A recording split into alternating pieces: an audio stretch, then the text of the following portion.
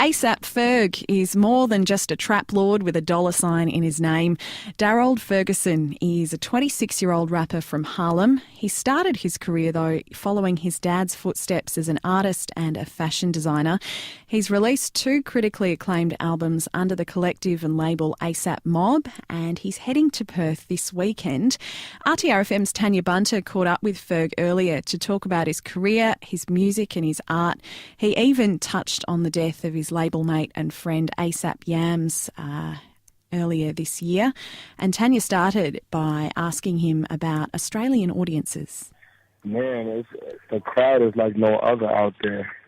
It's very different in the States. People appreciate the music way more in Australia. That's sort of interesting, though. Is that something you expected? No, it's not. It's definitely not. But traveling the world, I've learned that people out of the States, they appreciate music more, they appreciate art more, they appreciate everything more, I guess, because they don't get it as often. Yeah. Talking about art, I want to have a look into, because we are sort of an arts-based station here in Perth, I want to talk a little bit more about your very deep roots in art and going to art school and everything like that. What were your first memories first ideas of really thinking that's the avenue that you wanted to take as a creative person? As far as art, like creating, like painting, or like art as in music? As in painting, yeah. Oh, okay. Well, my father was also an artist, so I grew up with an art background before I actually went to high school for it. And he used to design like logos, and he did the Bad Boy logo, the Uptown Cats logo for RTRFM. He did like a bunch of T-shirts, and he had his own fashion line. He was taking me to factories, and I was seeing how everything worked at a young age. So I remember my first drawing was like a dog, like in his car. I don't know why I drew a dog, but I drew a dog with all of these colors and everything, and I was so focused on it. He was like in a barbershop hanging out with all his friends, and he was like, "Yo, you all right?" I'm like, "Yeah, I'm just drawing. I'm just drawing this drawing. Like, I'm just drawing this picture right now. I'm cool." He's like, "Cool." So I was in his car for like 2-3 hours just drawing and adding all of these colors and stuff. And at the end of the drawing, I made him and all his friends sign the drawing. And like it just meant so much to me. And that was the first time I seen that I could actually focus that much on one thing, which was art. Was there ever a hesitation for you to pursue that as something you did at school and then furthermore did as a job? Or was seeing your dad enough of a push to really encourage you to do it and not have any worries about perhaps not being successful? Well, at first I wasn't doing it for success. I was doing it for pleasure. I still do it for pleasure. Yeah. When he taught me how to paint on shirts and all of that stuff, it was just to go with my sneakers, to go with my outfits. I wanted to make a unique shirt that nobody had. So I would just like draw my own shirts, and then my friends started wanting some of my shirts. So I started making shirts for my friends, and then I seen it was a demand. My father taught me how to hustle after that. Like, you can actually sell this stuff. So then I started like buying T-shirts, or people would bring me their T-shirts, and I would paint them, and I would like sell the shirts for $30 to $60. And I had like my whole school like wearing like different shirts that I designed. That was junior high school. Wow, that's amazing that you had just so much support. How did you find friends that had sort of similar wanting to be different attitudes? I think that's just what I attract, because I don't know if it's because I'm a Libra and we just like artistic people or just different, unique people, but I just like being around like different minds and people who are not afraid to jump out of the box and extend themselves to the world. I always enjoy being around like energetic and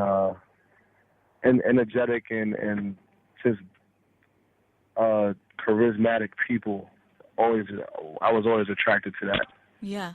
And I think I attract that. I think I attract that as well.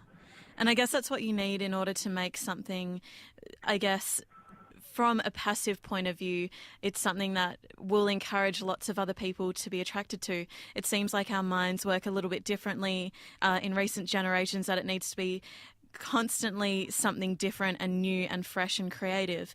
And I guess that sort of moves further into your music. So when you started doing your own stuff aside from the ASAP mob, what were the things that you wanted to do that were different from what you were doing with the collective? What I think is it's been different from the jump. It was just that I came out with the group. Well, it's not a lot of people say it's a group, but it's really a label. And I always looked at myself as like, you know, having my own unique style and wanting people to see my art for my art.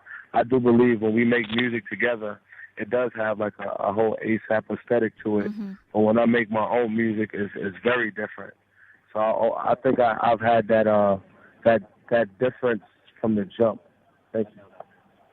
Are there any particular from the jump, like from work and Shabba, like there was nobody in my group that was putting out music or party singles that sound like that. Yeah. And I felt like that was what I brought to the table, as far as like being in the clubs or being at the festivals and stuff like that. Rocky makes a lot more like slow, like moody music. Yeah. And 12 he makes New York kind of music, and Nas he makes like a little bit New York / like real artsy kind of music.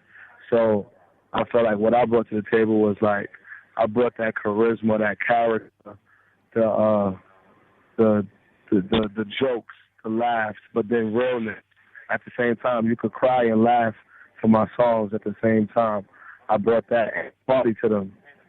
Was that a conscious effort to create songs that sort of made you want to cry and laugh and have such a range of emotions? Why did you want to do that? Well, Biggie inspired that. Tupac inspired it because, you know, Biggie always told the truth. But within his truth, he whether it was a problem or something going on in his neighborhood, he made light of it. You know, it was bad, but at the same time, it was like, you know, it was funny at the same time because it was like, you know, you had to be as broke as he was, you know, he would have to laugh at that shit because he finally made it, like, you know. So I kind of took that and it was like, yo, I want to be that person because that's how I work. That's my charisma. Like I'm totally being myself in all my songs. So I want to show people that, you know, I have real life situations that's going on, but it's not going to hold me back, kind of. So we're just going to laugh at it for now because we're going to be better later. Yeah.